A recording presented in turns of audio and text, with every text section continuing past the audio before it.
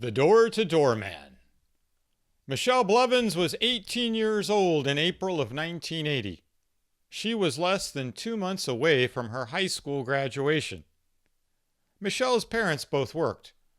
That meant that Michelle and her 12-year-old brother, Tommy, had to do lots of chores after school. Or, well, Michelle did chores. She wasn't sure about Tommy. Tommy always pleaded homework, or he disappeared with one of his friends after he arrived home. Michelle figured that Tommy was just lazy. What a brat. It was a typical Tuesday afternoon like any other that spring. Michelle was chopping onions and carrots for the family's dinner. Tommy was upstairs in his room, probably sorting through his baseball card collection or reading comic books. Michelle was daydreaming about her upcoming graduation when the doorbell rang. That and anxiety about her future. She had been accepted to a state university, but she was still trying to come up with the money she'd need. But then the doorbell. It rang once, then twice. Michelle sighed aloud. She placed the sharp knife she was using to chop the vegetables down on the surface of the island in the middle of the kitchen. She thought about calling Tommy to answer the door, but lazy bones that he was, he wouldn't come. Alone in his room, Tommy would pretend to hear neither her nor the doorbell. She walked out of the kitchen and through the front hallway toward the foyer. The doorbell rang a third time. Who might be at the door? Whoever it was, they were certainly impatient. Michelle opened the door without looking through the peephole first. This was a safe neighborhood in suburban Cincinnati. Nothing bad ever happened here. When she opened the door, she came face to face with a man of average height and perhaps 35 years of age. He wore brown slacks, a white shirt, and a wide brown tie, and a brown blazer. He wore no coat, probably owing to the overcast but mild weather. The man had curly chestnut hair, pale skin, and a mustache. He reminded Michelle of an anemic version of some minor male celebrity whose name she could not recall. But the thing that immediately struck her was the pair of reflectorized aviator sunglasses he wore. Given the overcast weather, there was no reason to wear sunglasses today. She took a cautionary step backward and waited for him to state his business. "Hello, miss," he said. His voice was more high-pitched than she would have expected. "Is the lady or gentleman of the house in?" The man was trying to find out if her parents were home. Her instincts told her that she should not give him a straight answer.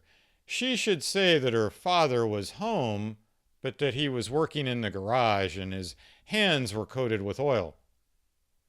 But then again, this man, dressed as he was in a blazer and tie, was outwardly respectable. He might be selling home insurance or possibly aluminum siding. And besides, she was 18 years old now. She wasn't some kid who was creeped out by stranger danger. Even though this stranger was more than a little creepy. "My mom and dad will be home in about an hour," she said honestly. "You'll have to come back then." She might have added that her father in particular had little tolerance for door-to-door salesmen, but no need to give him an advance warning. He could find that out for himself if he decided to come back. "Actually," he said, his voice turning serious, "I represent a local law firm, McKinney & Harris. I'm here because your parents are about to be sued." "Oh?" she replied. "Really?" She had not overheard her parents say anything about being the targets of a lawsuit. This story didn't sound right to her, but then again, maybe it was some problem or dispute that her parents hadn't told her about. "I don't know anything about it. Sorry, like I said, you'll have to come back later." When the man spoke again, his tone was just a little sharper. Actually, I'm here to do a favor for your parents. I know that your parents are basically good, honest, and hardworking people. I'd like to talk to them about the lawsuit because I think I can save them some expense and possibly some real trouble if we can just talk it out.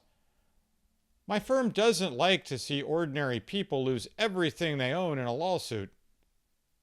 Michelle felt her discomfort rise a notch, not just because of this strange man's presence, but because of the content of what he had just said. Was he telling the truth? This didn't sound like the sort of thing that someone would make up. What had her parents done? What were they involved in? I'll tell them you came, she said. Now she was about to close the door. I'm afraid this is a one-time offer for your parents to avoid a lot of trouble, the man said.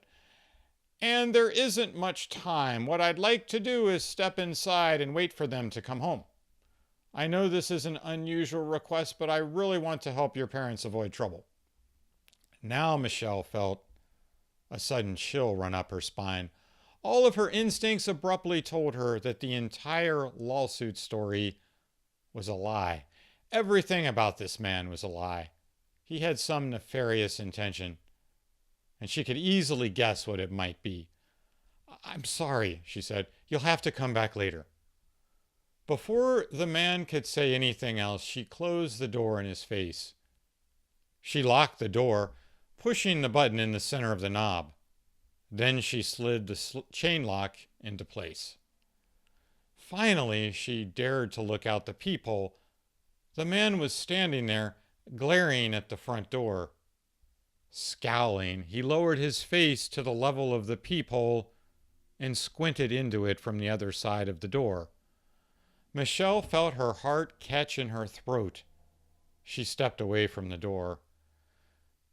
But when she looked out the peephole again, maybe 10 seconds later, she saw the man walking away toward the street. The stranger had certainly been insistent, but he hadn't tried to physically force his way in. Maybe he had been telling the truth. Maybe he was the representative of a law firm and her parents were in some kind of legal trouble. Either way, she wasn't going to take any chances. She would tell her parents as soon as they arrived home, and they could judge the merits of the man's claims. She started as she heard movement behind her. Michelle whirled around, wondering how the man could have gotten inside the house so quickly. But he hadn't gotten inside the house. Her brother Tommy was standing behind her, halfway down the stairs. I heard the doorbell, he said, and I heard you talking to someone. Then Tommy noticed how frightened she was.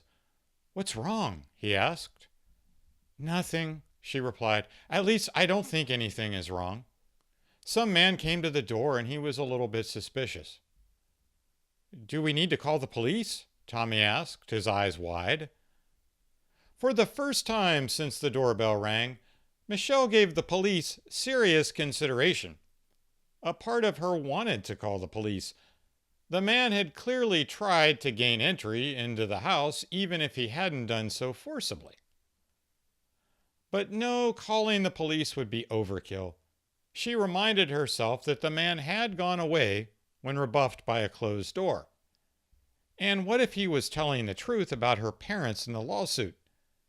She could make things much worse for them if she called the police on a representative of a law firm who was just trying to help them. No, she answered her brother. There's no need to call the police. It was just a little creepy, that's all. But now it's over. 5 minutes later, Michelle was back in the kitchen, chopping vegetables again at the island. Tommy, to the best of her knowledge, was back upstairs in his room. The phone rang.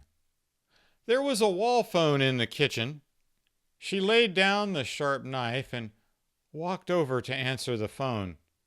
If it's that man on the phone, I'll scream, she thought.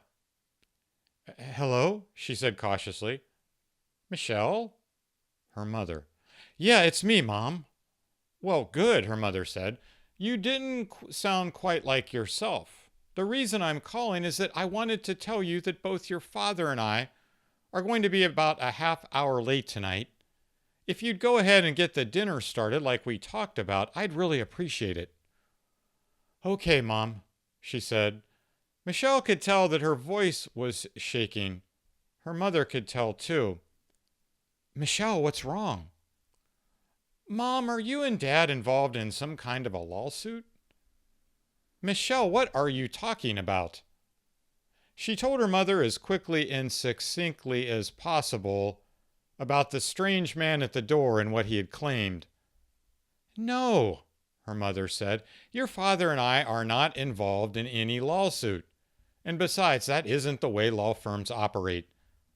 "Mom," Michelle protested, "I'm in high school. I don't know how law firms operate." No, of course not. Listen, honey, I don't know exactly what's going on, but there's something not right about that. Did the man try to force his way inside?" "No, Mom, he just went away." "Maybe he did, but he might be back. I'm going to call your father. He can come home to be with you and Tommy."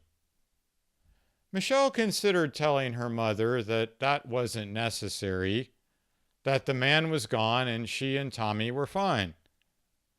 But now that her mother had exposed the falsity of the lawsuit story and delivered her assessment, Michelle felt herself on the verge of panic. The idea of her father coming home early sounded pretty good right now. "Okay, Mom," she said. "Sure," she replied, as her mother delivered a few more superfluous words of caution. Michelle hung up the phone. When Michelle turned around, she saw the man in the brown slacks, tie, and blazer. He was standing on the back patio, looking in at the kitchen, at her, from the other side of the glass sliding door. The man's eyes were still obscured behind his reflectorized aviator sunglasses. His hand was on the outside handle of the door. The door was locked, of course, but the man was trying to force the door open. That wouldn't work, but he might be able to break the glass. There was at least one large flower pot on the back patio and several decorative stones, too. Michelle knew that she needed to take action. The knife. The sharp knife that she had been using to chop vegetables. That was the only thing she had that she could use as a weapon. She stepped forward to the butcher block toward the glass door and the man on the back patio. She picked up the knife. She lifted the knife to chest level and held it out in front of her. The message was clear. She was only a little startled when she heard footsteps immediately behind her. Tommy was back. Tommy stepped forward and stood to her right. She dared not take her eyes off the man on the back patio, but she could see Tommy in her peripheral vision. Tommy was visibly frightened, but he was here. Together, the two of them were making a stand against this unknown intruder. The man on the back patio hesitated. He would now have to cope with not one occupant of this house, but two. One of these occupants held a knife, and the other was male, even if he was only an adolescent. Michelle held on to the knife, trying to keep herself steady as the man on the back patio seemed to reassess the situation. Abruptly, he turned away. Despite his business tie, blazer, and black loafers, he broke into a run. All of that happened more than 45 years ago. As you might have guessed by now, I'm Tommy. And I was 12 years old on that spring day in 1980 when my sister and I faced down the serial killer who would eventually be known in the media as the door-to-door man. The door-to-door man's real name was Theodore Gardner. His modus operandi was to pose as a traveling salesman or the representative of a law firm or a branch of local government. He talked his way into his victims' houses, and then he did unspeakable things. The information that my sister Michelle and I provided to the police helped curtail the door-to-door man's reign of terror. Not everyone was saved, of course, but I can confidently say that more innocents would have died if not for our ordeal that day and our response to it. Theodore Gardner was captured in the summer of 1980. He died in Ohio's electric chair 3 years later. I'm now in my late 50s, and my sister Michelle is well into her 60s. You might be surprised to know that we almost never discuss what happened that April afternoon so many years ago. Or maybe you wouldn't be surprised. Even though the door-to-door man has been dead for more than 40 years, he is still the boogeyman who occasionally haunts my dreams. I suspect that it's the same for Michelle, but I've never asked her if she still has nightmares about that afternoon. As I said, we don't like to discuss it. Well, thank you for listening to The Door-to-Door Man. Those of us who grew up in the 1970s and 1980s remember this era as a time of stranger danger. On one hand, there were no cell phones, no door cams, no GPS tracking, and of course there was no internet. But at the same time, this was not the safe, wholesome America of the 1950s. Everywhere there were signs that the world was changing and becoming more dangerous. This was a time when serial killers, unsolved disappearances, and violent crime were daily making the news. This was the heyday of the serial killer. In January of 1982, one such killer struck not far from my home in suburban Cincinnati. Perhaps I'll talk about that in another video. If you'd like to read more about how people coped in this dangerous long ago time, check out my Deadly Byways series, which you can find on Amazon and read in Kindle Unlimited. Thanks again for listening. I'll see you soon, and remember to be careful when you open your front door to strangers.